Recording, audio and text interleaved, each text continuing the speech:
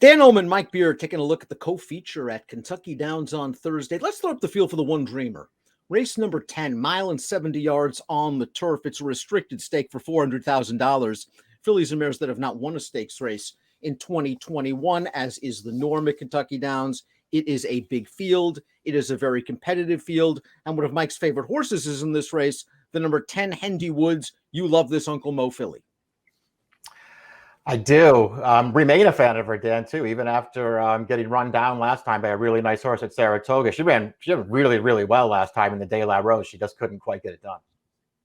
And she has tactical speed, and Timeform US believes that she will be close to the pace, along with the Todd Pletcher trainee, the number 11, Sweet Melania. This horse has some back class, Mike, multiple graded stakes winner. Yeah, I mean, that's true. Certainly has the credentials to win a race like this. I mean, at the end of the day, it feels like maybe she turned out to not quite be that good. It'll be interesting to see if they use her speed this time, Dan, because they certainly didn't last time, and it cost her. I think there could be a potential for a solid pace, though, Mike. I think the 12, I'll handle the cash. They have to have figured out by now. Her best game is when she goes to the front, and from the outside, I wouldn't be surprised if they send.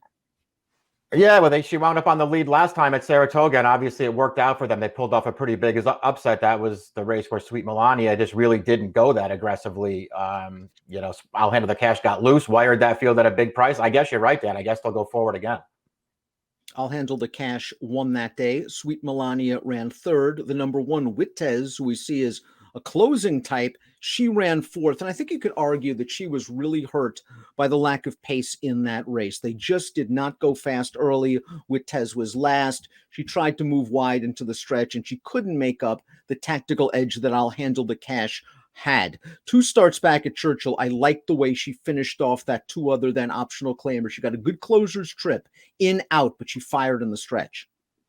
Agreed. I mean, I think we sort of look at her the same way. I mean, at the end of the day, I think that race 2 back, and if you sort of compare it to her graded stakes tries as a 3-year-old, it's probably about what she is, Dan. When she gets the right trip in a pretty good setup, she really comes with a pretty good run through the stretch. Otherwise, she has a tendency to be pretty badly compromised. I don't think she's a superstar, but I think this race could set up better for her. And she just didn't run poorly at all last time with no chance. The number 2, Fate Factor, looks like she's figured the game out. She started her career 1 for 18. She's won her last 2, including a gate-to-wire win with a really nice ride at Indiana Grand. They slowed that pace down. She sprinted on home. She gets a big class quiz here.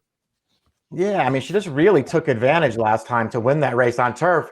I mean, I guess you could just go 2 back and say none of that matters because she set off of a more solid pace that day and still won pretty easily. So maybe it's your prior point that we should be looking at. She just feels like she's improved in her last couple of starts. Steve Asmussen tries turf again with the 3, Alta's Award, coming in sharp off a fast win at Ellis Park on the main track. She's run some okay races on turf. I think against this field, she's going to need a confluence of things to happen. The right trip, the right setup, and maybe 1 or 2 not to show up. Yeah, that's kind of how I looked at it too. I mean, I guess at the end of the day, she's a sort of a wild card in here coming off of a good race. She really does look like a horse who's way better on dirt, though, than she is on turf. English Affair, the number 4, is 20-1 on the morning line. She's also a graded stakes winner. She won the Cardinal back in 2018. Her recent form is not good at all. She didn't do much running at Ellis Park last time out, but she was in against Warlike Goddess 2 back. What chance did she really have in that race? She was in against Always Shopping at Gulfstream when that horse was really in razor sharp form. You could argue she's getting a little bit of class relief here, and I don't mind her at these shorter distances. I agree. The shorter distances are fine with her. And it does feel like this is significant class relief for her. I don't know what to do with her, Dan. When they ran her here last year in September, that race, that wasn't a poor performance. Theodore B wired that field. You know, she just sort of made up minimal ground in there, but she was staying on. I don't know if she's going to be a big price. I don't see any reason why you couldn't just try to throw her in there somewhere. The Constitution filly, the number 5, Tammany, is all the upside. She's only raced 4 times in her career, including this race at Gulfstream. Non-winners of 1 other than going a mile. All in all, a pretty good trip. She was able to tuck into the pocket. She's going to run hard in the stretch to get second. Again, she has a lot of upside. She's going to need to use it. Former $16,000 maiden claimer tries stakes for the first time. Yeah, her turf form is obviously pretty good since they switched her over, and she's improving from race to race. She has to improve again. Tonalist Shape was a very early 2- and 3-year-old for trainer Safi Joseph. She won her first 5 starts on dirt, including a couple of graded stakes races. It doesn't seem, though, that she improved much as she got older. This is going to be her turf debut. Do you think this sparks a turnaround? I mean, I'm gonna say no, but we'll see what happens. Her dam did win on the turf. I don't mind Tonalist as a turf sire, so I guess there's a little pedigree there. I got to say though, as someone who was a fan of hers early on in her career, I don't think I ever thought, man, I can't wait for her to get over to the turf. I feel like they're just doing it now because her dirt form is sort of tailed off. Dominga, beaten favorite in her last 2, but beaten by a hot horse both times. She's on the warpath, really seems to like Ellis Park. Beat Dominga in both of those stakes races, including the one we'll show you right now on August the 8th. Dominga is in between horses right now. She's going to try hard, kind of a blanket finish. She runs second, but she usually runs her race. Buyer's speed figures in the high 80s, low 90s, and that makes her a contender with her tactical speed. Right. I agree with that. I mean, she's just on paper, just a really logical horse in here. I don't think she's a horse I'd want to take any kind of a short price on. I've been a fan of hers. I think she's pretty good. And I do think she's a nice fit in this race. But man, if she's going to be one of the favorites, I'll probably look for somebody else to bet. The 8 Elegant to Domino, second start of the form cycle here. She's a horse that likes to be forwardly placed. She chased Quick Pace last time out at Mountaineer, the race before that, at a gigantic price in the Dahlia. Again, set legitimate fractions and really wasn't embarrassed, all things considered, in the stretch. She might be slightly better than she looks on paper. She just catches a tough group. Yeah, it just feels like a tough race for her. She wants to be forward as well, and it feels like there could be other pace for her to have to deal with in here. And personally, I think this is one who's stepping way up in class. If the pace falls apart, Past the Plate might be the one to take direct advantage for trainer Paul McGee. Third in the Ellis Park Turf, the race we saw with Dominga finishing second. She needs some pace help, but she's run some solid races, and she is another one that's been in against some really strong, longer distance horses, including the aforementioned Warlike Goddess. Again, I don't mind her at shorter trips.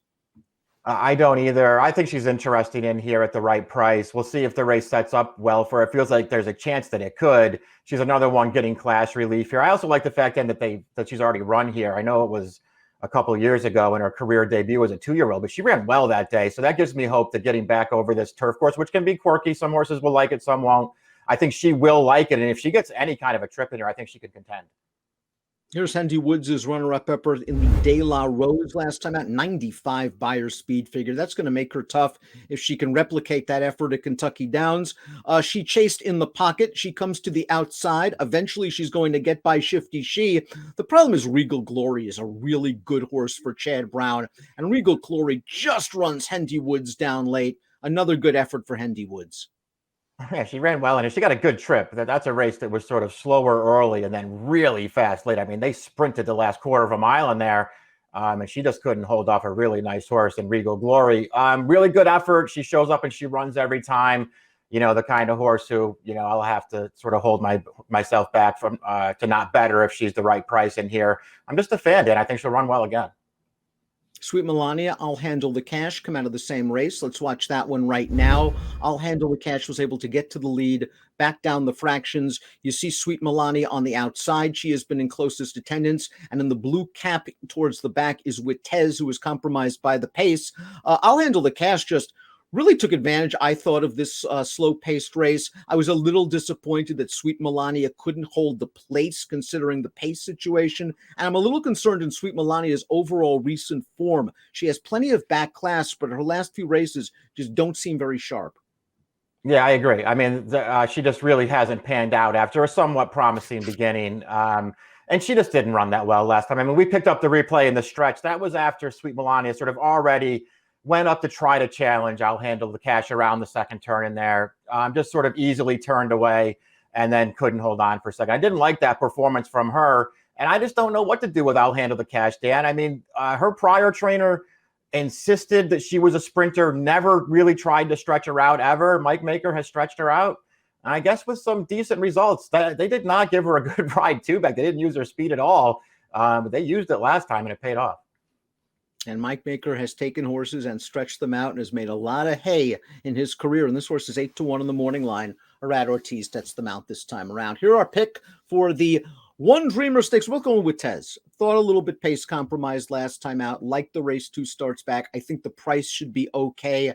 I think there should be a little bit more pace for her to run at this time. Yeah, I thought the trip might work out a little better this time as well. She's another one who's already run well at Kentucky Downs. I like that about her. I'm just hoping she gets the right trip at the right price. And I also wanted to use the 9 past the plate. I think she could get the right setup here too. And this might be a little dirty. There aren't many wins recently from her, but she might have been running in better races. 19710 for Mike, 110-12-7 for me. It's the One Dreamer Stakes, 2 stakes on tap at Kentucky Downs on Thursday. Good luck.